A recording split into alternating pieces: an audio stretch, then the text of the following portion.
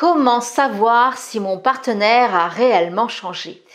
Alors voilà une question qui revient souvent dans les emails que je reçois et je le vois particulièrement dans deux situations. C'est lorsque un ex revient ou alors lorsqu'il y a eu une séparation temporaire avec le partenaire et quand il revient, eh bien il vous promet qu'il a changé et vous êtes dans la peur, vous ne savez pas si vraiment la personne a changé, si vous devez vous réinvestir à nouveau dans la relation parce que vous avez peur de souffrir à nouveau.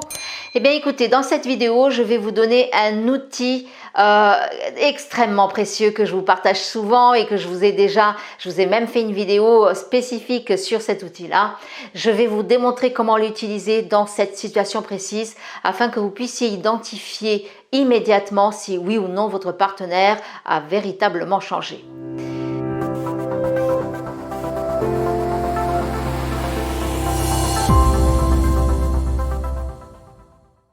Bonjour, je suis Christina Marquez, je suis psychopraticienne spécialisée en dépendance affective et relations de couple. Je suis également l'auteur des livres Confidences d'une ancienne dépendante affective et Confidences d'une célibataire épanouie. Je vous mets les liens sous cette vidéo si vous avez envie de vous les procurer sur internet, mais vous savez que vous pouvez également les trouver en librairie.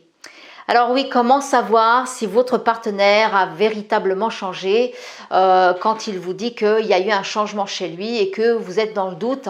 Bon, déjà la première chose à savoir, c'est que, je vous le dis souvent, mais voilà, c'est un peu un rappel, vous n'avez pas le pouvoir de changer qui que ce soit à part vous-même. Bien sûr qu'une personne peut changer par elle-même dans le sens où si vous changez, vous êtes une source d'inspiration, ça peut amener l'autre également à se remettre en question, mais c'est pas parce que vous avez un pouvoir direct sur l'autre qu'il va changer, c'est parce que lui-même a pris la décision de changer et là, le changement va être durable parce que l'autre a vraiment fait en quelque sorte un travail sur lui. Il a même peut-être fait un travail sur lui qui lui a permis d'amener un changement dans le sens où il sait que c'est pour son bien-être. Maintenant, comment justement savoir si votre partenaire a réellement changé? Dans l'exemple concret que effectivement vous m'avez envoyé à travers les nombreux emails que je reçois, quand il y a une rupture, que le partenaire revient, ou alors qu'il y a eu séparation, mais même lorsqu'il n'y a pas eu rupture, que vous continuez dans la relation et que par exemple il y a des conflits, il y a des disputes et puis le partenaire vous promet qu'il va changer, alors vous vous demandez est-ce que c'est vrai ou pas? Alors je vais vous en parler de cet outil exceptionnel que j'utilise souvent et que je sais que c'est pas évident de l'utiliser. Pourtant, je vous garantis que si vous apprenez à utiliser cet outil, il va vous servir vraiment dans toutes vos relations. Il sera d'une efficacité redoutable pour vous aider à améliorer vos relations. Vous l'avez peut-être deviné, c'est l'outil du miroir. Donc pour ceux d'entre vous qui ne le connaissent pas encore, je ne peux que vous inviter à regarder la vidéo que j'ai tournée là-dessus qui s'intitule Votre partenaire et votre miroir. Je vais vous mettre le lien au-dessus et vous l'aurez à la fin de la vidéo également. Alors, comment est-ce qu'on peut utiliser justement cet outil miraculeux, je pourrais dire, parce que vraiment il nous apprend tellement de choses à propos de nous-mêmes et à propos de nos relations.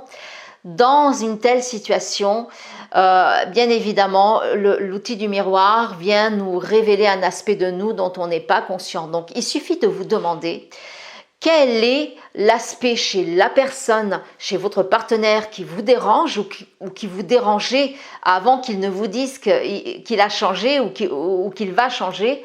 Parce que c'est cet aspect-là que vous devez vérifier en vous si vous l'avez déjà changé en vous. Parce que le seul moyen que l'autre ait pu changer, c'est parce que vous avez changé.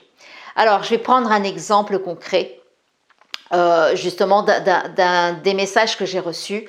C'est une femme qui m'a envoyé cet email-là où elle m'explique qu'il y a eu rupture avec son partenaire et qu'il est revenu au bout de 6 mois. Et la rupture a eu lieu parce que justement au moment où ils étaient en relation, il y avait une autre personne qui était une ex de son partenaire qui s'immisçait entre eux. Et en tout cas, le partenaire gardait le contact avec cet ex-là et en fait elle le vivait comme de la trahison. Donc je l'ai accompagnée par la suite, cette personne, et je lui ai demandé qu'est-ce qu'elle lui reprochait d'être dans cette situation. Parce que si vous regardez bien la vidéo sur la théorie du miroir, je vous l'explique bien, ce n'est pas ce que fait l'autre qui va vous révéler quel est l'aspect en vous que vous n'aimez pas, que vous n'acceptez pas. C'est ce qu'il est lorsqu'il est en train d'avoir un comportement, une attitude qui vous dérange. Et donc, dans ce cas précis, ce qui dérangeait cette femme, c'était le fait que par rapport à ce fait qu'il gardait contact avec son ex, elle le vivait, elle se sentait trahie, mais elle lui reprochait de lui être infidèle. Donc elle ne comprenait pas comment utiliser justement ce miroir parce qu'elle estimait qu'elle était extrêmement fidèle dans le sens où elle ne gardait aucun contact de ses ex, parce que pour elle c'était hyper important d'avoir cette fidélité dans la relation. Donc elle ne voyait pas le miroir, mais encore une fois je répète, ce n'est pas ce que l'autre fait, c'est ce qu'il est. Donc il était infidèle selon sa perception à elle, même si effectivement il ne gardait qu'une relation où il n'y avait qu'un contact verbal, ou peut-être les deux se voyaient, mais elle ne pouvait pas savoir s'il y avait vraiment une infidélité physique ou pas. Mais elle le vivait comme ça, et du coup elle le jugeait d'être infidèle. Donc je l'ai amenée à vérifier en elle où est-ce qu'elle-même elle pouvait être infidèle dans la relation avec lui. Et elle a réalisé qu'en fait elle était infidèle à ses principes, à ses valeurs, dans le sens où au moment où il est revenu vers elle, elle sentait déjà qu'il n'avait pas vraiment changé, elle ne croyait pas au fait qu'il ait vraiment changé, et elle est quand même retournée dans la relation avec lui, et elle a vérifié au bout de 3 mois qu'effectivement il n'y avait pas de changement, c'était même pire, il y avait toujours le contact avec cet ex qui était là lorsqu'ils étaient en relation, puis entre temps il avait fait d'autres rencontres, et du coup il y avait encore plus de contact avec d'autres ex que celle qui était là initialement. Donc elle a réalisé qu'elle était infidèle envers elle-même, dans le sens où elle n'a pas su écouter son intuition qui lui disait ne retourne pas dans la relation parce que tu sens déjà qu'il n'a pas changé. Donc elle a été infidèle en fait à ses valeurs, à ses principes qui lui disaient écoute ton intuition, tu as déjà connu cette relation, tu as déjà eu l'expérience et tu es en train de ressentir que l'autre n'a pas changé, alors pourquoi y retourner? Alors c'est ok, une fois que vous le découvrez, il faut accepter je l'ai amenée en fait à réaliser qu'elle avait encore besoin de vivre cette expérience pour identifier, pour vraiment en prendre conscience et puis apprendre à l'accepter sans se juger, sans se culpabiliser, parce qu'elle avait besoin de répéter cette situation afin d'en être vraiment sûre. Donc si vous vous reconnaissez dans ce genre de situation ou dans une autre et que vous vous sentez coupable parce que vous vous doutiez déjà qu'effectivement l'autre n'avait pas changé et que vous êtes quand même tombé dans le panneau, eh bien, je vous invite à être doux avec vous-même, à être gentil avec vous-même dans le sens où donnez-vous le droit de vivre les expériences que vous avez besoin de vivre autant de fois que nécessaire jusqu'au jour où vous cessez de vous culpabiliser et de vous juger. Parce que la raison pour laquelle justement une situation désagréable, inconfortable se répète, c'est souvent parce qu'on la vit dans le jugement et dans la culpabilité jusqu'au jour où on la vit dans l'amour pour soi, c'est-à-dire on accepte qu'on a besoin de répéter autant de fois que nécessaire une situation jusqu'à ce qu'on cesse de se juger, de se culpabiliser. Voilà, j'espère que cette vidéo vous a donné la réponse. Comment savoir si l'autre a véritablement changé? Vous voyez que dans le cas de la personne où je vous ai donné l'exemple, elle a eu besoin d'attendre 3 mois. Avec l'exemple que je viens de vous donner, vous savez maintenant que vous n'avez même pas besoin d'attendre une semaine, même pas un jour. Il suffit d'aller vérifier en vous. Est-ce que vous avez accepté cet aspect en vous?